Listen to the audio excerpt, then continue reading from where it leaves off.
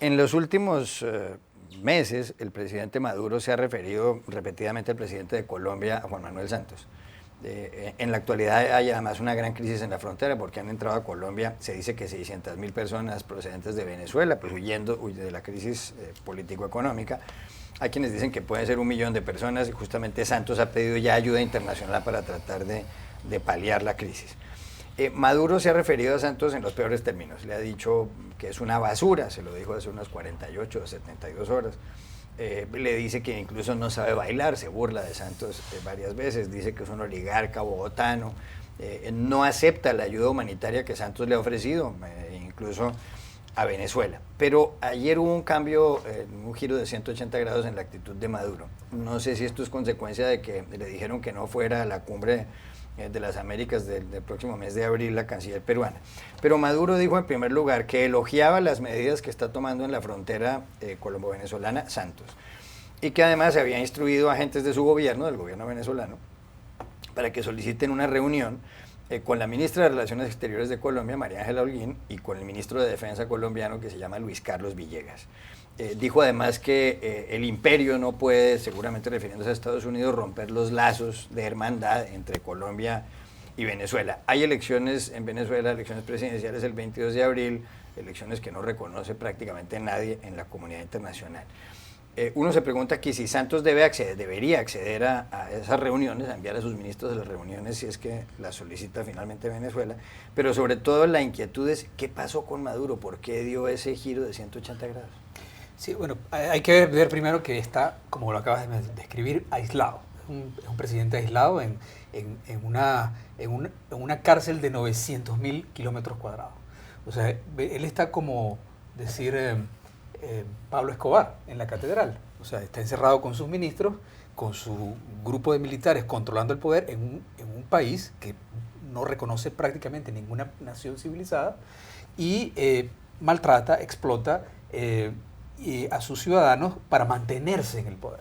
Entonces, él es un mentiroso patológico, pero un mentiroso, cuando tú escuchas toda la descripción de lo que está la situación del país, por ejemplo, o sea, recordar la película Adiós Lenin. No sé si fue Goodbye Lenin, es un niño que vive en el Berlín Oriental en la época comunista, y su madre es una comunista del partido, del gobierno, fanática, y cae enferma en el momento en que cae el muro de Berlín. Cuando ella se despierta del coma, el mundo cambió. Y él, para compasión con su madre, le dice, mira, no, la gente está cruzando la frontera de Berlín Occidental hacia Berlín Oriental porque nuestro país es maravilloso. Así está él, diciéndole una mentira no compasiva, en su caso, al mundo que le escucha, que es los venezolanos que solo tienen acceso a un tipo de medio de comunicación, que es el del Estado.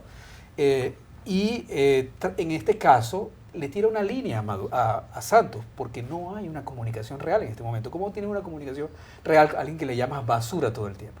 Entonces Santos le envía una carta a él y a todos los presidentes. Es que Maduro dijo que Santos le había enviado una carta y la presidencia de Colombia ha desmentido eso. De hecho, claro, que Santos no le ha enviado ninguna carta. No le envió una carta a él, sí. Le envió una carta a todos los presidentes de la zona amazónica y andina para un programa de protección contra el cambio climático de una zona ecológicamente muy frágil, para llegar a un acuerdo. Y él se agarra de ahí, que es lo único y lo que tiene, para tratar de establecer una comunicación nuevamente con Santos. Porque si establece esa comunicación, puede explotar la posibilidad de apertura. La única razón por la cual se hizo todo este tramado del diálogo en República Dominicana era para deslegitimar las sanciones internacionales y dividir más a la oposición venezolana. Nunca hubo una intención de diálogo. Del mismo modo, de parte de la oposición no había ninguna intención de diálogo, sino de demostrar que el gobierno no quería dialogar. En este caso es lo mismo, el tratar de buscar un camino para deslegitimar las sanciones internacionales, diciendo, yo tengo una relación directa con el presidente de Colombia, queremos resolver el problema de los refugiados y proteger a la gente que está en una situación de fragilidad. Y no es la realidad. A él le interesa que se vaya el mayor número de gente posible, la manera más rápida posible, y que la realidad sea la que él controla. O sea, realmente tú puedes estar junto a Maduro conversando sobre un tema y él te lanza una cosa que no ha conversado contigo. Yo hablé con Pablo sobre esto hace un momento y nosotros decidimos que sí, vamos a abrir la frontera colombiana y venezolana y vamos a hacer un programa de ayuda directo. Y Pablo no sabe nada de eso, pero él espera que Pablo agarre ese baile, que baile con él. ¿Me entiendes? O sea, que le siga el paso. Ese es Maduro.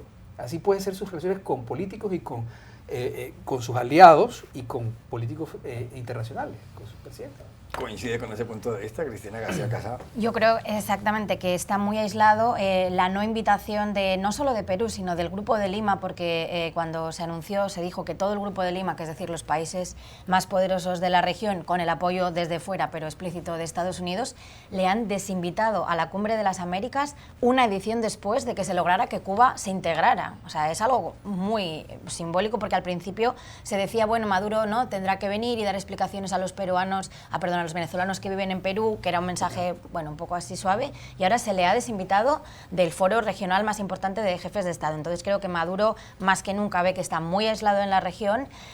Cada vez los aliados que tenía, que salían muy vocalmente a defenderlo, están cada vez más ausentes. En este momento, ¿no? Cuando se integró de nuevo a Cuba, hubo una protesta regional que si no iba a Cuba no podía ser, ¿no? Ahora yo no estoy viendo dónde está esta protesta. Vamos a ver qué pasa si no va Maduro. Algunos de sus aliados, por ejemplo, me refiero a Bolivia, que ha sido uno de los más vocales, le apoyan. Entonces, bueno, creo que él tiene que lanzar una serie de estas ideas un poco para lavar imagen, como lo que hablábamos también del consulado de Miami, este tipo de iniciativas. Que reabrirlo para que se pueda inscribir la gente para votar en las elecciones, que es una de las quejas de la oposición, que no les permiten inscribirse para poder sufragar, para poder votar. No creo que le vaya muy bien si vota la gente que hay en Miami, los venezolanos que hay en Miami, pero sí creo que son medidas un poco para dar una buena imagen, como el enésimo diálogo de se reanuda. Yo cada vez que veo nuestro servicio, inicia el diálogo, se aparca el diálogo y nunca sabemos de qué están dialogando porque realmente no ha habido contenido, pero vamos a ver a dónde llega esta crisis, porque las elecciones van a ser una semana después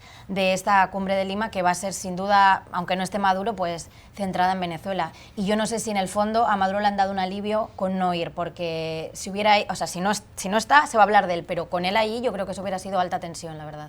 Pepe López Zamorano, y si Maduro pide estas reuniones con los ministros colombianos, ¿debería Santos acceder a que se produzca la reunión, esos encuentros? Por supuesto que no.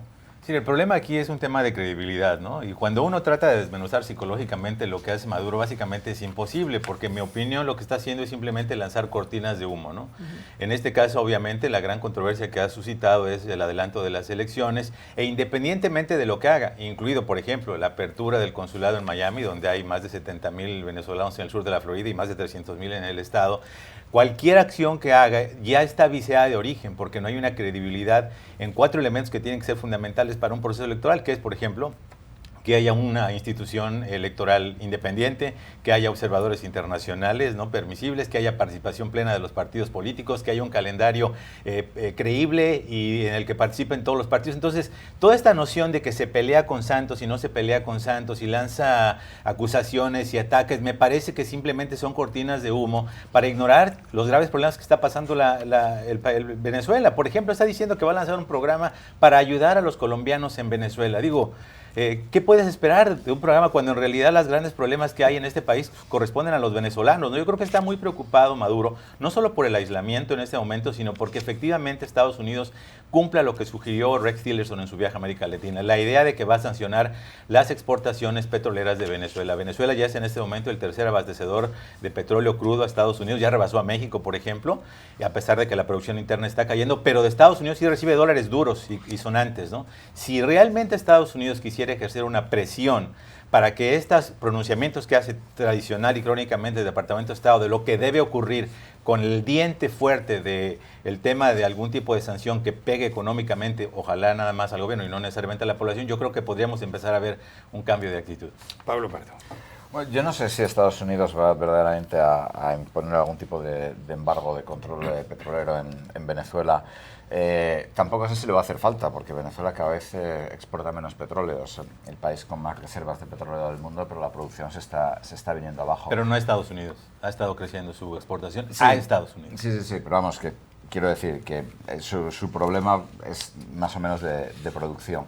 Y yo creo que Estados Unidos sigue necesitando el petróleo venezolano, porque hay una serie de refinerías de la costa del Golfo de México que fundamentalmente, esto también es curioso, Venezuela tiene que exportar su petróleo a Estados Unidos para que Estados Unidos lo refine y se lo vuelva a enviar a Venezuela, algo que por ejemplo también pasa entre Nigeria y España. Pero vamos, al margen de esto, yo creo que como comentaban todos mis contertulios, buscar una lógica en las palabras de Nicolás Maduro es tremendamente difícil y tremendamente complicado, porque se mezclan muchas cosas. O sea, digamos que en un político más racional cabría esperar que sus mensajes se dirigen sobre todo a la opinión pública interna venezolana, y que en este momento pues está tratando precisamente pues de ofrecer una imagen más dialogante de cara a su propio electorado, donde no tiene una popularidad particularmente buena, y bueno, pues está tratando efectivamente de cambiar la percepción que se tiene. Pero en el caso de Maduro, Maduro es una persona muy visceral también. Entonces yo creo que en último término los que lo miramos desde fuera queda, digamos, este factor psicológico un poco. Es decir, Maduro es una persona que utiliza mucho la confrontación, etcétera, y lo que es llamativo es cuando utiliza, pues digamos, la rama de olivo, el diálogo, como en este caso. Pero nunca sabes hasta qué punto Maduro es un poco como Donald Trump. Son políticos que se mueven mucho por impulsos. Entonces yo creo que racionalizar lo que verdaderamente Maduro pretende después de haber... es que es casi como si Donald Trump... Es que es literalmente como cuando Donald Trump, de pronto, después de haber llamado hombre bala o hombre cohete al dictador de Corea del Norte, de pronto dice un día que quiere negociar con él, ¿no? Es un poco después de todo lo que ha dicho de Santos, de pronto que quiere acercarse a Colombia, pues es verdaderamente sorprendente y te descoloca.